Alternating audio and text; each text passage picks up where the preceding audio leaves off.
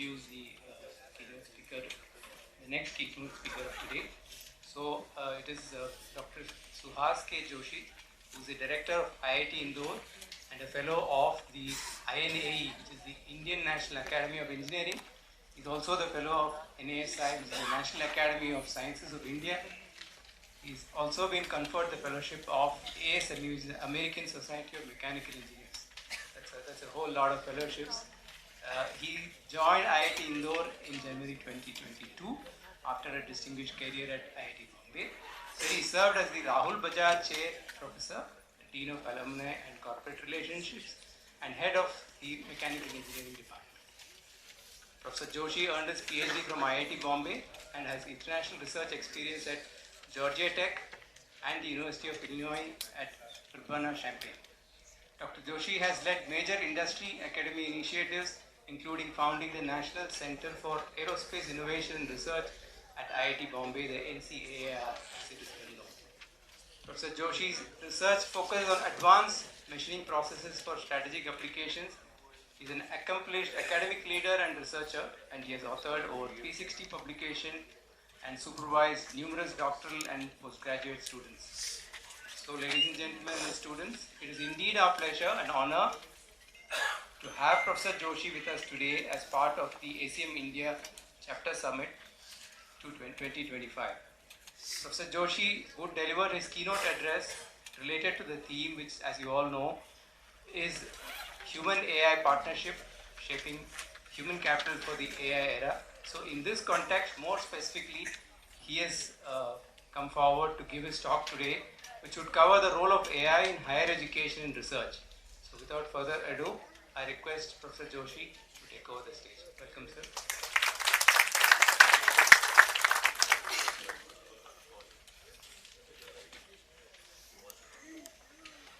Good morning to all of you. Thank you for inviting me for this keynote talk. I'm a professor of mechanical engineering, but with the support of my professors, Professor Ranveer Singh, who is head of computer science and engineering at IIT Indore, and other professors, Manish Goyal, I'm trying to put together certain thought processes, and I hope you will find it useful. So, all of us are now in love with the AI, and I just met some of the students who are actually doing undergraduate degree in AI.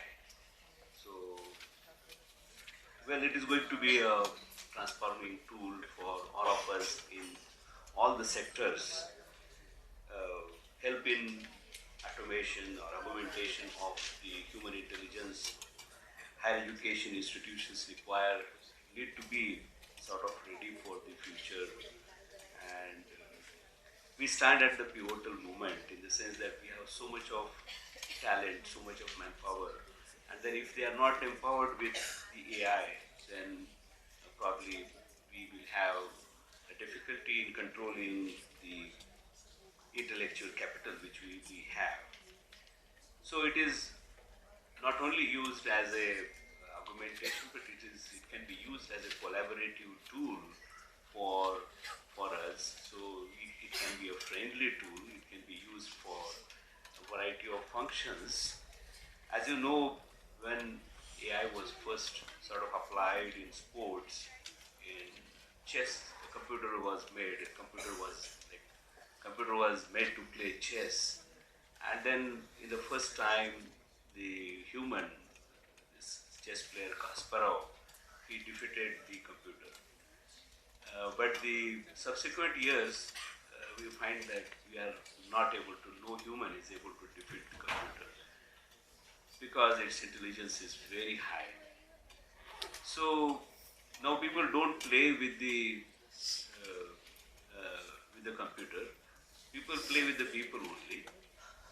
But they learn from the computer in the sense that most of the young generation of chess players from India especially is actually trained by computers, and they have plenty of game plans, they have plenty of new ways of working and playing that they are able to conquer. So now we are using the computer as a collaborator rather than a competitor. If you want to compete, then it's not going to be very easy. So collaborator is a much better thing. Humans' strengths are creativity, ethics, and contextual reasoning. To some extent, even contextual reasoning, computers are able to acquire. But definitely the ethics and creativity, they will find it difficult. That is there in humans. So we should exploit our strength. AI strengths are scale, speed, and pattern discovery. So you give any few data points in whatever way it is, they will be able to, computer will be able to identify a pattern, identify a trend in those, and will be able to give you some idea. The better the data, better the results.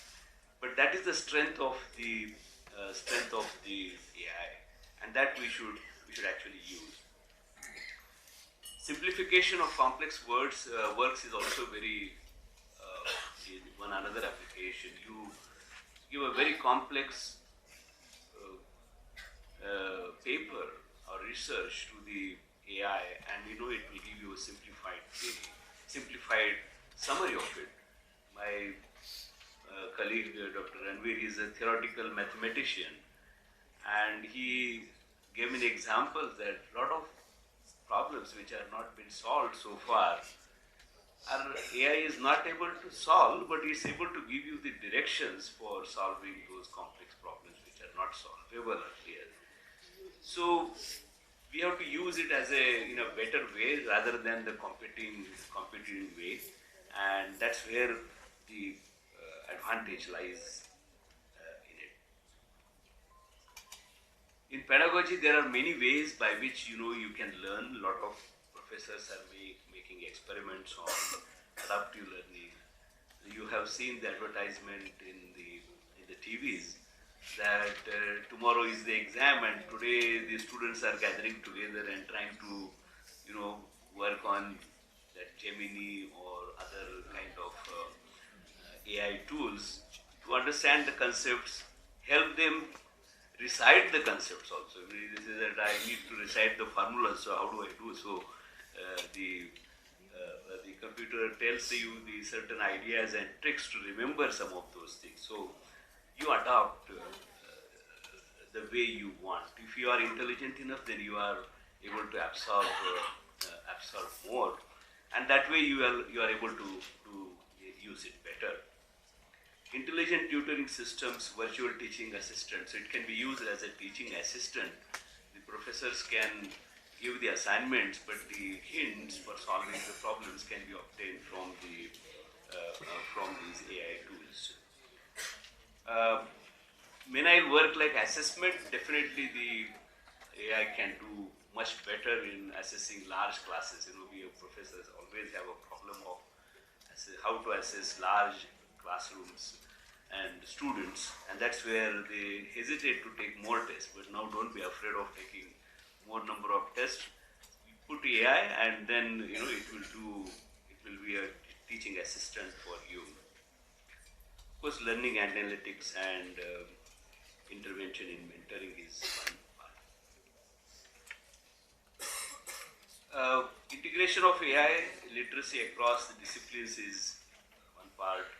Emphasizing the interdisciplinary and problem-based learning, embedding ethics and responsibilities, continuous curricular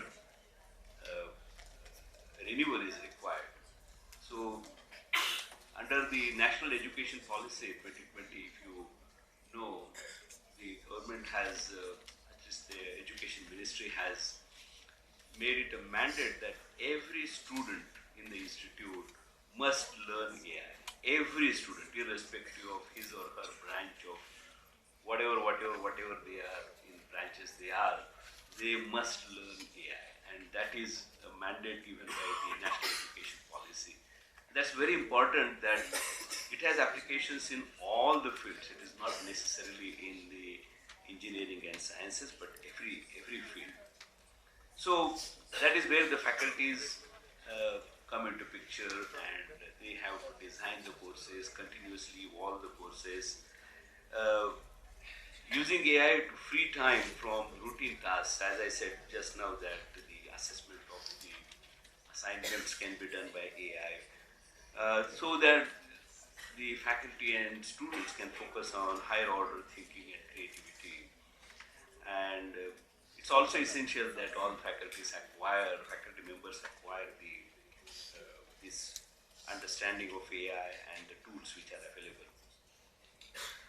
At IIT Indore, we have done some things of this kind in pedagogy. So I just want to highlight a few of these, saying that we have made it a kind of a basket of courses. And those basket of courses is such that the AI course of 1 credit can be taken at any stage in your curriculum. It can be first year, fourth year, whatever you want, masters, MSc, BA, whatever program, any program, you can take this course in this basket at any point of time. So these courses are not having semester specific numbers, but they have open numbers. They can be taken at any point of time in your career. We have initiated something called computer science for UG students, MTech in computer science, for all UG students from all branches can apply in their third year for MTech in computer science and engineering by spending 1 extra year in the institution. So you can be a graduate from civil, metallurgy, you can be any branch of engineering, but you can at the end get a degree of MTech in computer science by spending just 1 year extra in the institution. And that facility we have opened to all the students. Some of our professors who are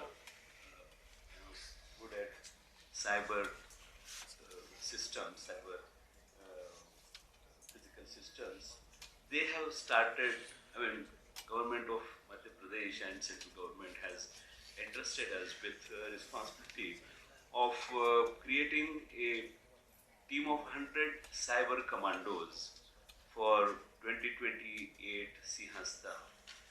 That's where in Kumbh Mela in Prayagraj they found that massive crimes happen online, and deception, deepfakes, lot of those cyber crimes have happened in the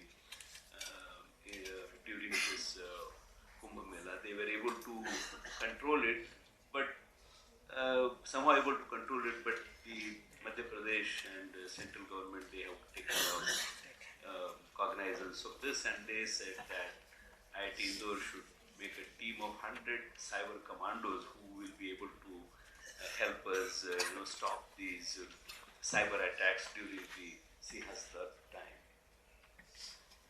We have several interdisciplinary AI centers and platforms which are emerging in the institutes. Professors from humanities and social sciences are actually partnering and writing proposals along with the professors in computer science and mathematics. And actually, there is a good collaboration which is happening between them.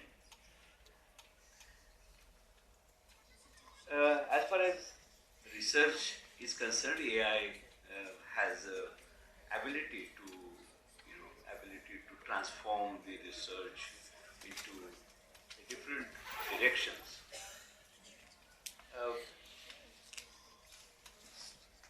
So just to give an example now, if you must have heard about ANRF, Anusandhan National Research Foundation, which is a new initiative of Government of India. This is a nationwide body to promote research and advanced research.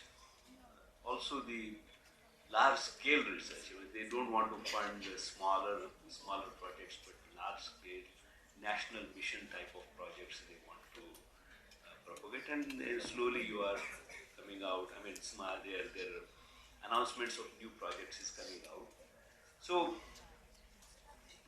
they want to propagate research. So they are saying that you use the AI tools and make your complex research into smaller 1 minute or half a minute sort of videos, and you will be able to explain those research concepts to the masses, and they want to disseminate that entire information through their websites and their social channels.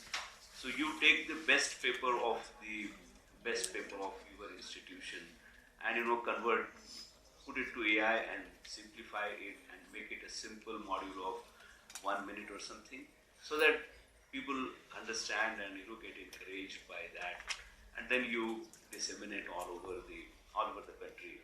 So this is a new thing which is coming up now, and incidentally at IIT Indore we give awards to about 10 best papers of the year, and then they told that okay, all those 10 best papers you make it to these small videos and send to us, and we will actually disseminate across the entire country. So it has many dimensions, and which we cannot believe, because it's the research can propagate and penetrate into the very lower scales of institutions and places which are not directly connected by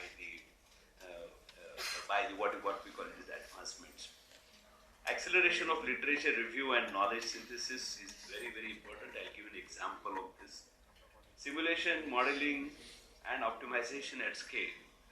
So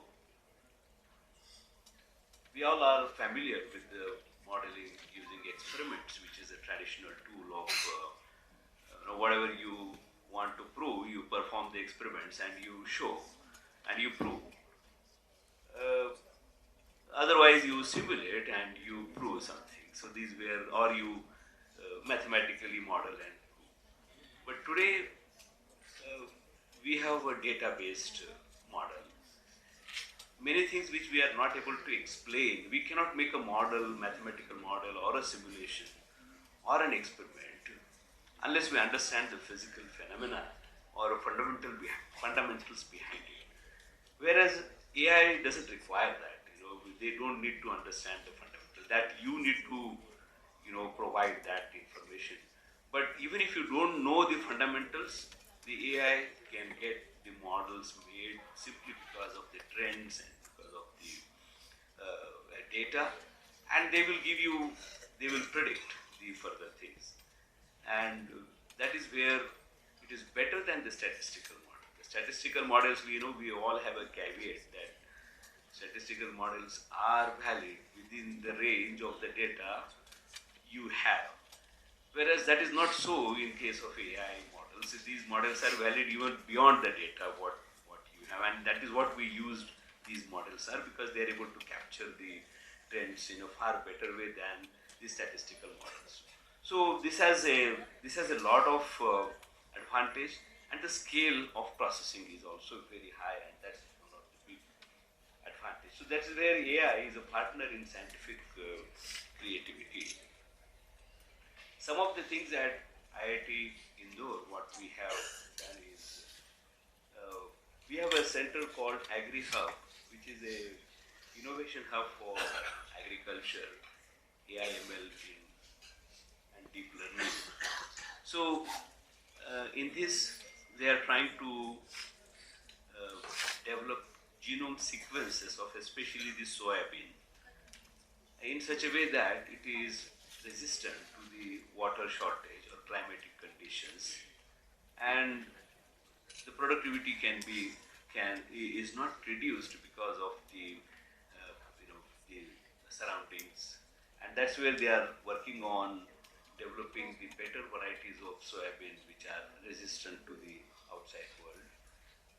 They are also working on what is called as precision farming, where you have acres of land, and you want to know where the disease is and what kind of disease it is. So it is through capturing the pictures of the leaves and flowers and fruits, and instantly guiding the people for the solution on that. So this is one of the centers at IIT Indore, which is supported by Ministry of Information Technology.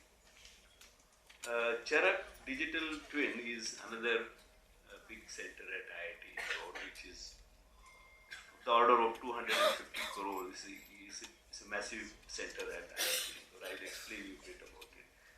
Drishti Cyber Physical Systems Former is also a part of the, digital twin, Charak Digital Twin is a part of Drishti Cyber Physical Systems. And some of our professors are working on hyperspectral imaging of fields and forest fires. So this is one of the important aspects. You take satellite pictures, or those are difficult, but hyperspectral cameras give you pictures of higher intensity, and you will be able to help the forest fires. Here there is one example of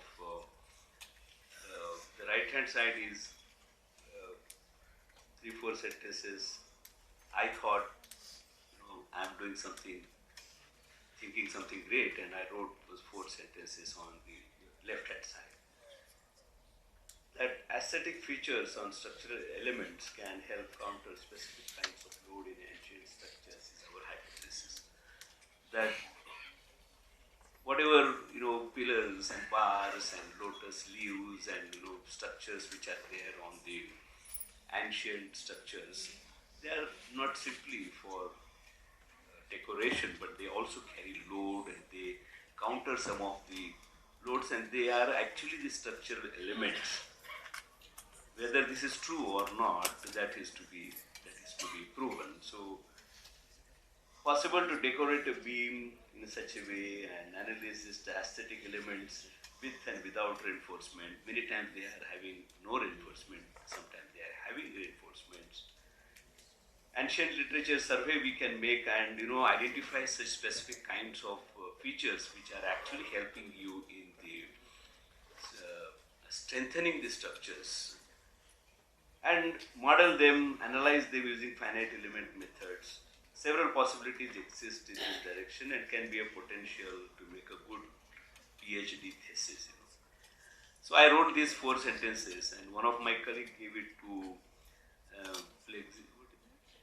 AI perplexity, AI perplexity, and within 2 minutes he sent me the next paragraph, which is far more studied, far more articulated, and deeper understanding.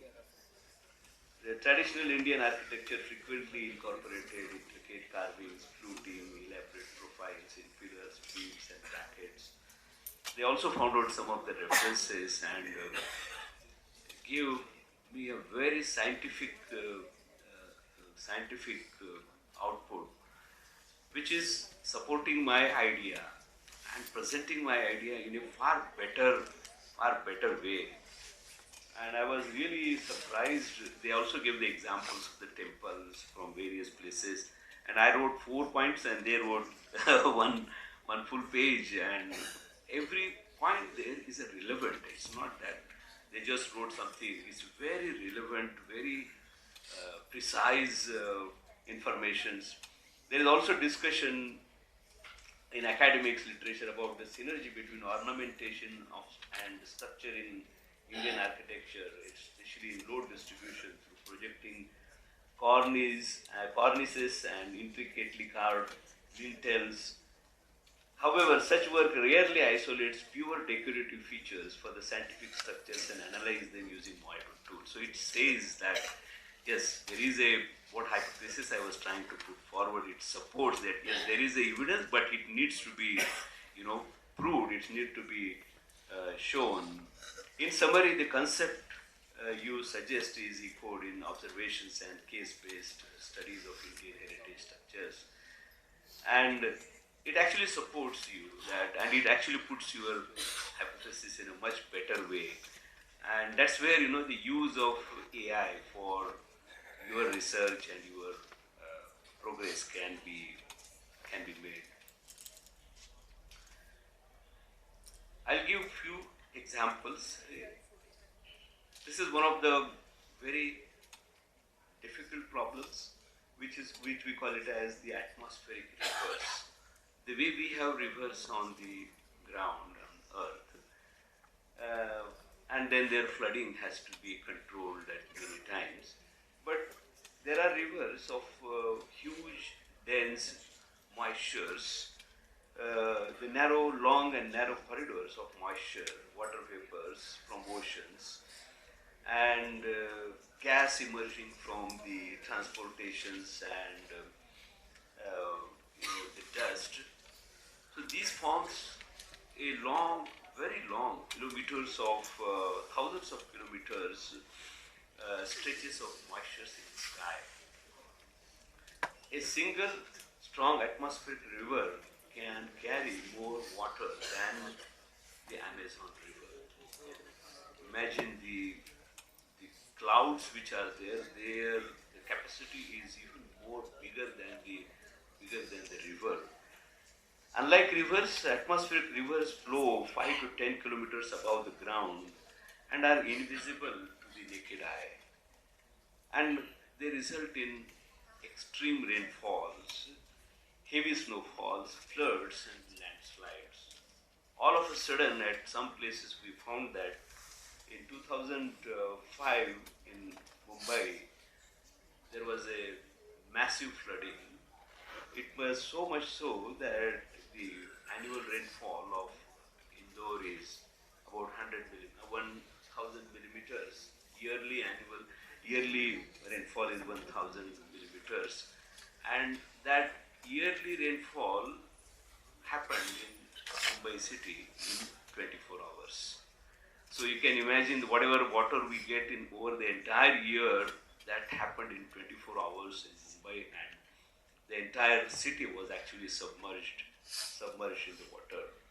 And this is the result of the atmospheric river, and that has turned out, and it actually downpoured.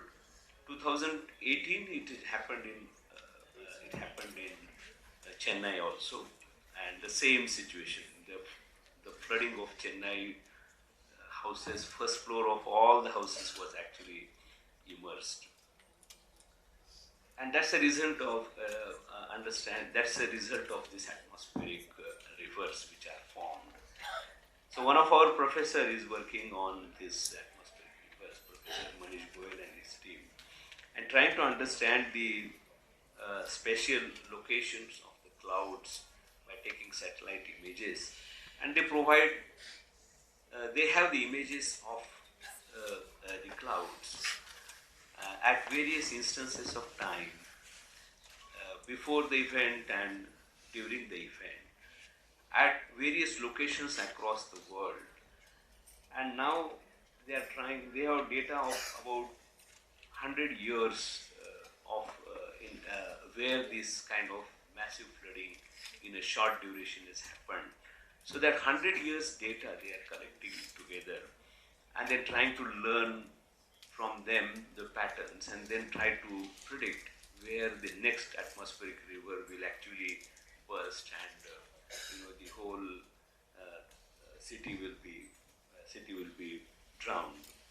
So these are some of the videos of if you see 27th July and 29th July. So one day after this, again it happened. I think 2 days after the first event, again there was a flooding, and 2 times the whole city was flooded. So they are collecting this whole data and trying to map the position of the atmospheric rivers in the sky all over the world. And that, with the help of historical data, AI can give you the patterns and understands the patterns, and which the equations often miss. It will be little offending to our theoretical computer scientists, but yes, it is. Equations cannot capture this. It adopts the non-stationary climate behavior, and mapping of or understanding of the trends is more important.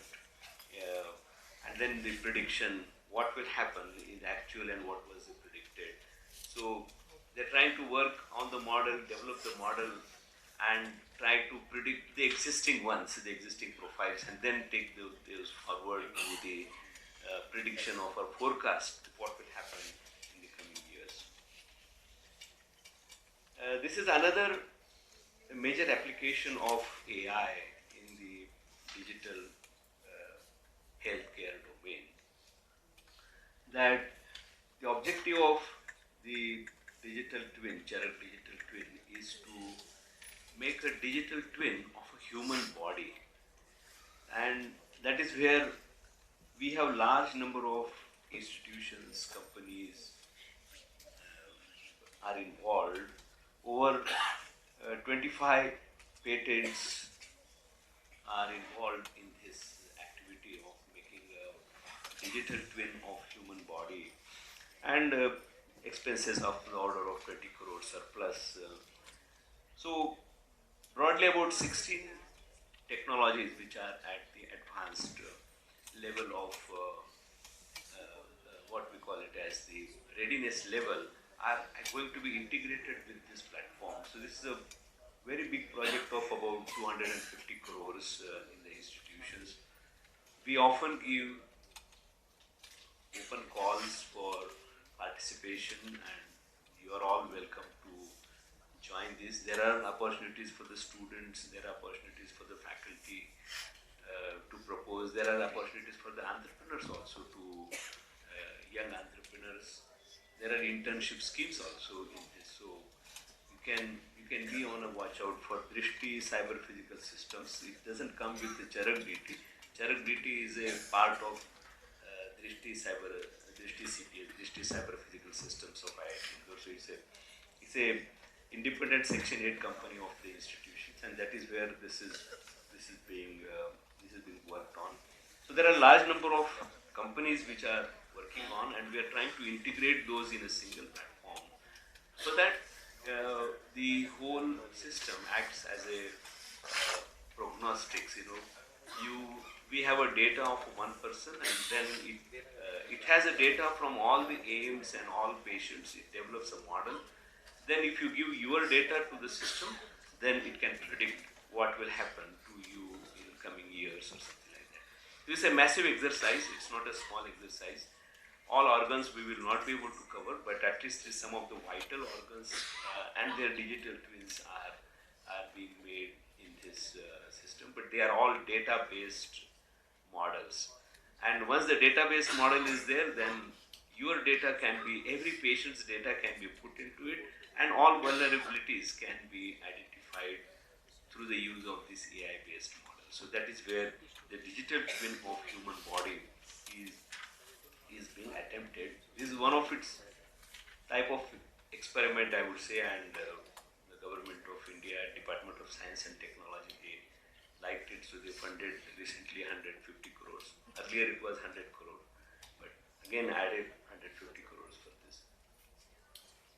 These are some of the examples of portable blood testing device. Sarathi, this is for ventilator, detection of ventilator associated pneumonia, and these are simple devices. Some of the companies which are developing, small companies developing these database devices now are getting linked to this, because now we are linked to various AIMS, hospitals, and we are getting data, so they are able to improve their models, because we are giving live data of patients to the companies which are associated. They are able to improve their models, they are able to improve their devices when they work with Charag DT. Most of the things you will find that the technology levels are TRL 8 or 9, which are already, some of them are already deployed, some of them are in the process, some of them have a product, some of them have process. And like this, now they are emerging as some of the alternatives and contributing to the single cause of developing a human body, a digital twin of human body. Some of these are tried over a large number of patients also. So while we are all doing this, the ethics, trust and responsibilities, the responsible AI comes into picture, and this is our individuals and institutions actually are far more important in this direction to provide a ethical practices, AI practices. We all have encountered, I think each one of us have encountered at least deception, at least the smallest possible deception because of AI at some point of time in career. All of us use mobile phones, most advanced mobile phones, so we all are vulnerable to the deceptions because of AI. And that is where the academic institutions need to be very careful in designing policies and ethical practices. A small oversight can lead to disaster. I myself was asked that there was a small message which says that one postal package has not been delivered and you have to just pay 25 rupees. I just went through the sites and somehow it got stuck somewhere. So then I got a doubt. Then I came back. It had all pictures of Indian Post, everything. Only in the website there was one L added at some place. India Postal L was there, and that in the rest of the thing was as it is. It looks as if it is Government of India website. I just survived, came back, and then realized and survived. But it is one of the drawbacks and challenges all of us face. So we all have to work with it. We have to make AI as a companion.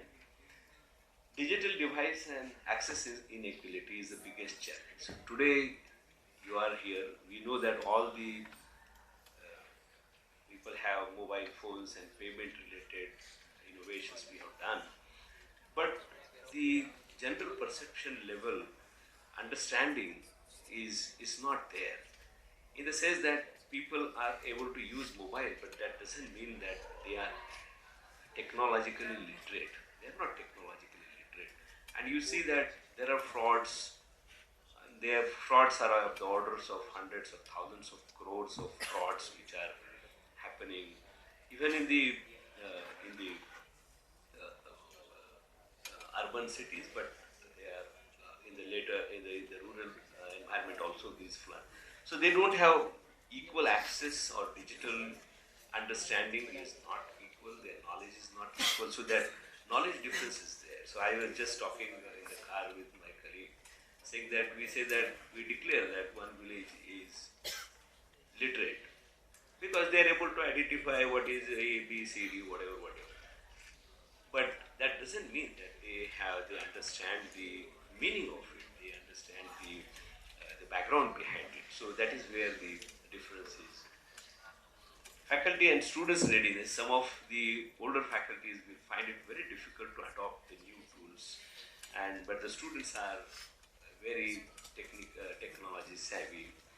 Rapid pace of technological change is something which is very, 5 years ago, what way we are teaching, we have to change the way we are teaching today. Otherwise, we will lose the importance of teaching because everything is available on the internet. Balancing innovations with regulations. The way the innovations are happening, the standards are not evolving at that stage or that rate. So we have problems of detecting them and putting into, punishing them because we don't have tools or rules and regulations for those crimes. Way forward is adopt AI as a strategic academic partners, collaborate with AI and not compete with AI. Invest in people, help people to become more technologically savvy, and not only technology but people also should become technologically savvy. Promote interdisciplinarity and ethical innovation. Shape a human inclusive AI future. This is the most important thing, that our future is closely knitted, closely mixed with the AI future. Where AI will go is far more significantly entangled with our future. So both have to be, AI need to be human centric, and then it has to be taken forward. With this, I thank you and hope it